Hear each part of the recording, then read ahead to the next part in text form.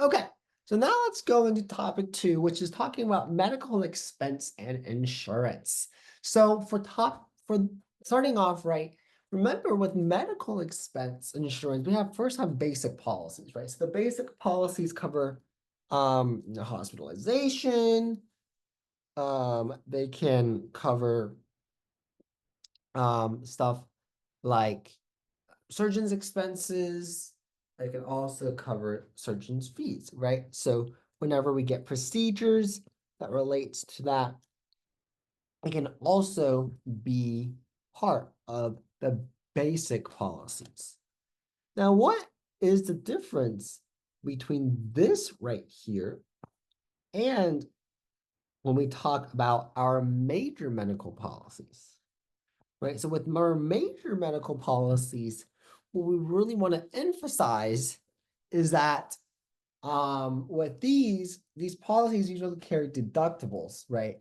Co-insurance requirements and have a large benefit maximum. So what does this mean, right? Well, these major medical policies, they provide a broader range of services, right? So when something provides a broader range of services, that means it will um, cause greater risk, right, for the insurance company, right? Because they'll need to cover more, right? They'll need to cover more.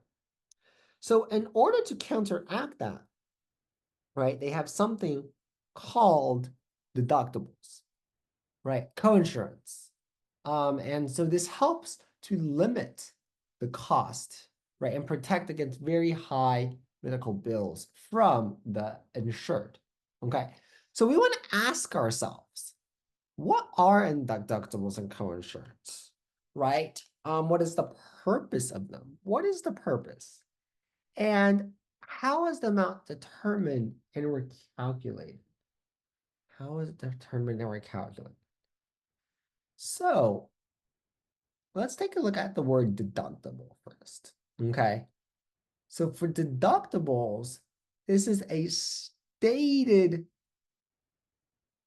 initial dollar amount that an individual insured is required to pay before insurance benefits are paid out, right? So again, they're used to control the cost of premiums and most frequently utilized with these major medical policies. Co-insurance, on the other hand, is more of a sharing of expenses by the insured and the insurer, right? So it's the sharing of expenses instead. Okay, it's a sharing of expenses. So we can see that there's something common called the 80-20 split, right? The 80-20 split. And what this is, right, is like the insurer would pay 80% and the insured would pay 20%, right? Okay, so we can kind of see that split. And so this is another way, right, to contain some of those costs, right, as well. And so we have the deductible, right, and co-insurance. And some of us might be pretty familiar with this as well, right? With these requirements, right? We might have seen them in action before as well, right? We might had to pay these too. Okay, so it's very relatable in that way. Now, what we want to be able to on the exam is that oftentimes they will provide you with a calculator on the exam. So why might they provide me with a calculator? Well, you might be required to do a calculation like this, right? Using what we know about deductibles and coinsurance, okay? So we want to know what's the purpose, right? And what it means, but we also want to apply it, right, to a larger context as well, okay? We also want to apply it to a larger context as well. So that means applying it to calculation problems, right? When we have to combine both deductibles and coinsurance together. So let's take a look at this. So Mr. Simons has planned out with a 60-40 coinsurance split with a $250 deductible. She has a procedure that costs $8,000. She has not met any of her deductibles for this year. How much will Mrs. Simons be responsible for paying for this? Mrs. Simons. Okay, so let's practice. We have 8,000. initially. We know that Mrs. Simons would have to pay $250 deductible.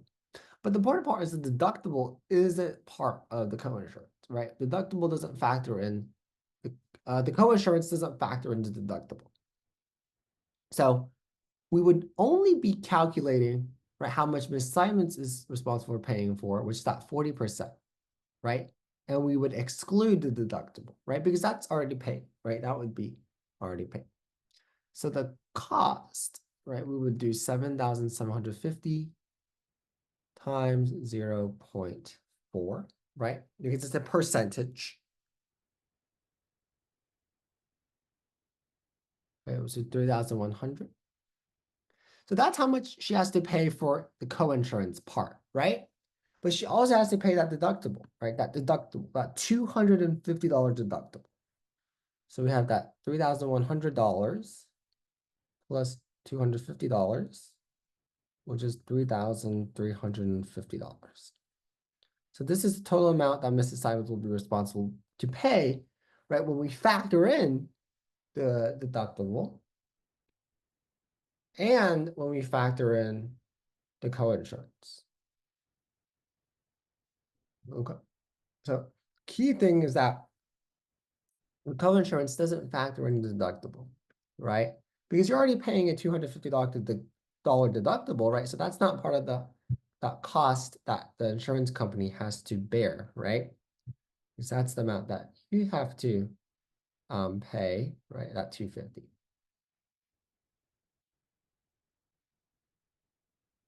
So now let's do some practice questions.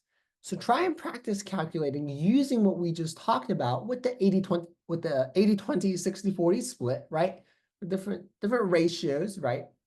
As specified in the contract, right? That can't be changed, but we know that it has been specified depending on the policy, right? They have different splits, right? Ratios. But try practicing calculating these, and then we'll go over them shortly. Okay, so let's take a look at just going through some of these here. So we have for number one, right, operation that cost $1,200. So we subtract the $300 deductible, right? Because that's not factored into the deductible calculation or the coinsurance calculation. Okay, we multiply it by 0.2, right? Because we're calculating how much Miss Brown, right, or the client or the insured has to pay. Be 180. Oopsies, 180. There we go. All right. So 180 for the coinsurance, right? Then plus 300 for the deductible. So that'll be $480. Okay. For question 2, right here, we have a similar problem, right? Almost exactly the same as number 1.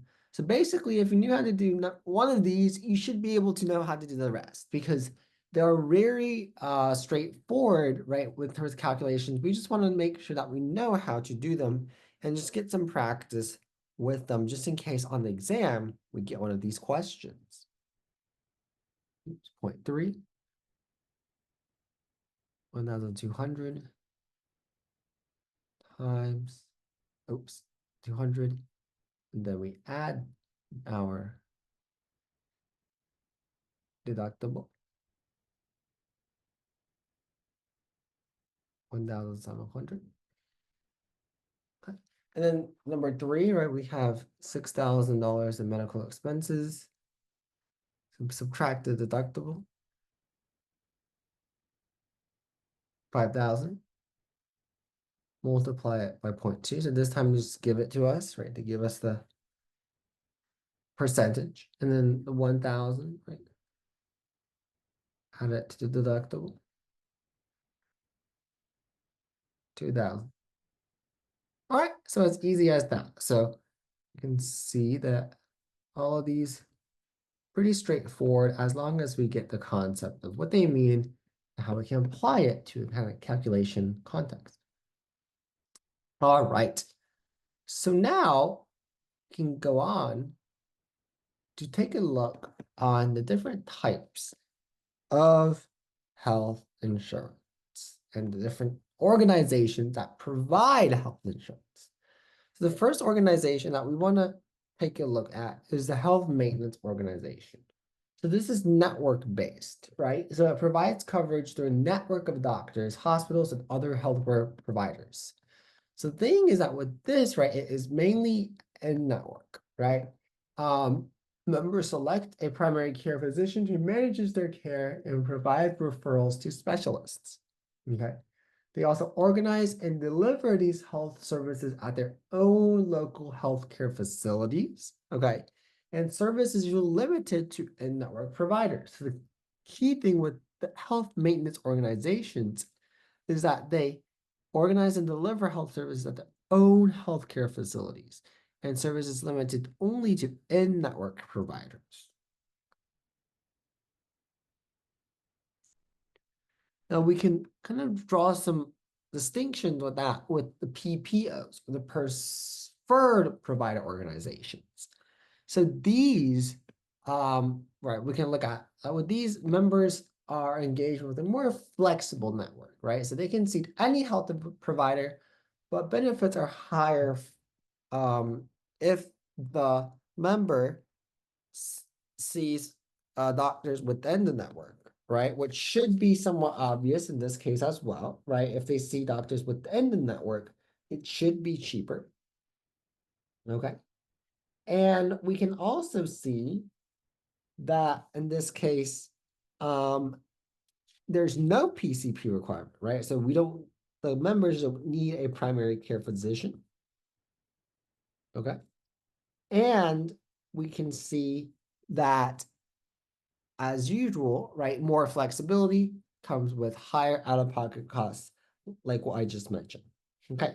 So on the exam, we want to be able to draw these distinctions, right, between these plans, right? So far we looked at HMOs, we looked at PPOs, okay?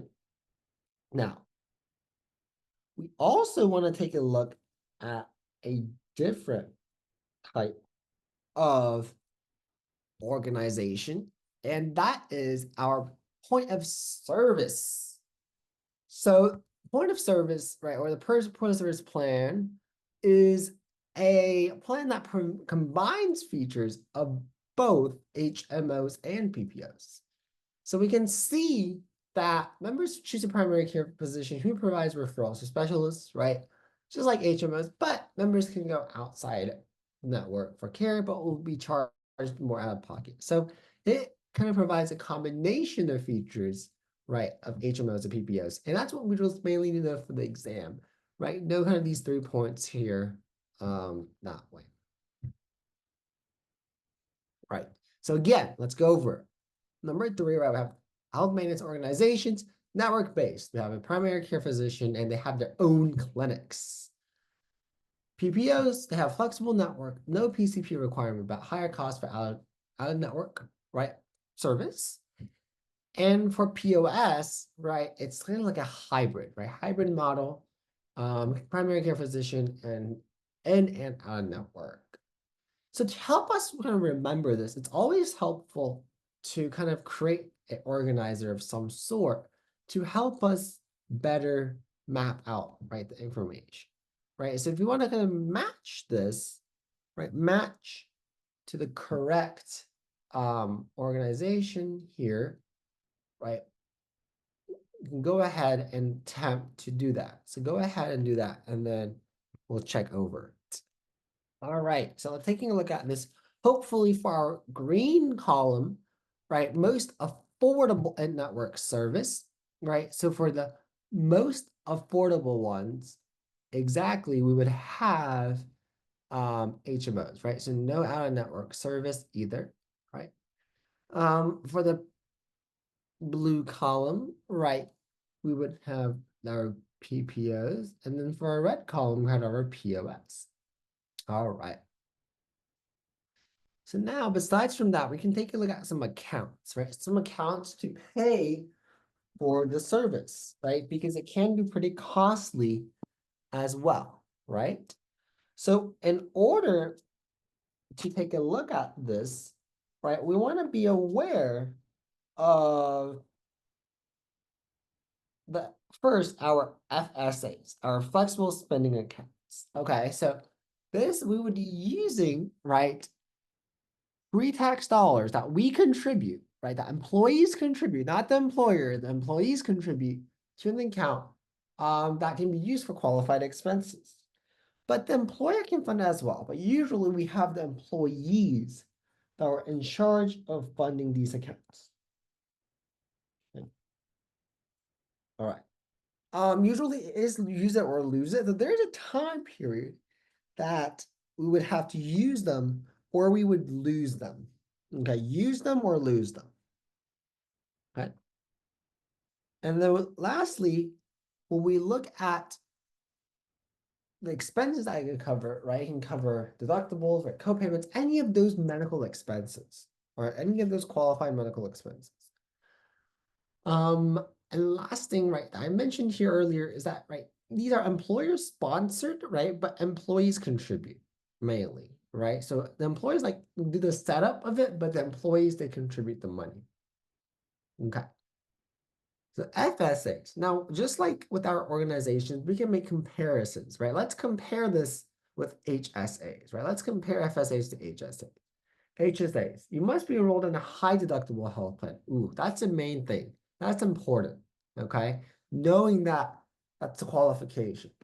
It's tax advantage, right? So it allows individuals to save for medical expenses on a tax-free basis, right? So just like FSAs, right? You can save on medical expenses, right? Plan, it grows tax-free. Contributions are set, limits are set. And the qualified expenses, right? They are the same as FSAs and HSAs. The main thing for HSAs that we really just want to know is that, right? It's the eligibility is that you must have a high deductible health plan, right? Because those are health plans that require you to pay out a large amount before you receive benefits. Lastly, we can compare that to the HRA, right? So this is employer funded. Ooh, we notice some differences, right? This is funded by the employer, not the employee. To reimburse employees for qualified expenses. All right, remember it's tax-free. So reimbursements are tax-free. Okay, reimbursements are tax-free. Employers have more control, right? Because they're funded and they control it, right? They can design it, they can say what is eligible, what is not in terms of expenses. But usually, typically, right, we can kind of relate, them to the same as FSAs and HSAs, right? With the what's qualified, what's not, right? Can cover co-payments, right? Cover deductibles. All right. So these are kind of the main categories or main subcategories as well, right? When we talk about accounts. So now go through to review them as well, right? We can look at this chart, right? So again, right, this really helps students to organize their information, right? To look at, okay, well, who can use it? Who contributes it, right? What happens with the money? So it can help you to organize the information, right? The different accounts, just like with the different organizations, you can organize them in this way. All right, take a moment to match, just like the last activity, and then we'll go for it shortly. Okay, so let's take a look at this here. So with our first category, right, it would be, or the first column, we would have an HSA, right? So you can only enroll in it if you have a health savings account, right? Okay. So if you have this plan, right, you can enroll in the health savings account. Number two, column two. This would be FSA, right? Because you mainly contribute to it, but your employer could also contribute. And number three would have the HRA, the health reimbursement account, right? So only your employer contributes to it. So that's the key difference. Okay. So again, right, all of this point of this is to, right, allow you to utilize money that's usually either you save or the employer provides you, right, to help you with the costs of your insurance plan.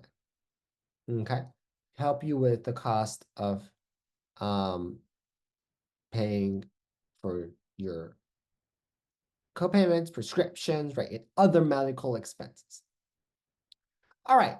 So lastly, we want to take a look at COBRA. So COBRA is a federal law that allows employees and their families to continue coverage through the group health plan for a limited period after, losing their job, right? So it is similar, right? If you look at how life insurance to kind of like that conversion period, but this only applies to health insurance because it provides about 18 months of coverage. So if you lose your job, right, you still have 18 months of coverage, right, through your group health insurance, original group health insurance with your previous job. Okay, so COBRA.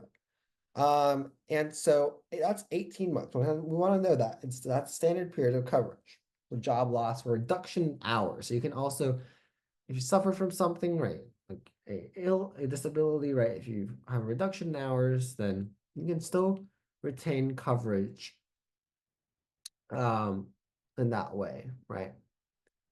So the full name of COBRA, right, acronym is the Consolidated Omnibus Budget Reconciliation Act. Okay. Now, what happens if the period ends, the 18-month period ends? Well, that's where the conversion period privilege comes into play, right? It allows individuals to convert their group health insurance coverage to a individual policy, right? So this is really similar to when we talk about life insurance, right? Life insurance. And we can apply that in this situation as well, right? Okay. All right. So conversion privilege, it's usually around 30 days. All right. It's usually around 30 days. Okay. All right. So now we're going to take a look at a couple questions here. And then for topic 2. So let's take a look at this one here. So health plan that reimburses a flat fee for medical care it provides at a clinic it owns and operates is referred to as, okay, all right, let's take a look. So have a health maintenance organization, right? HMOs. It provides care at a clinic that it owns, right? That was important, okay?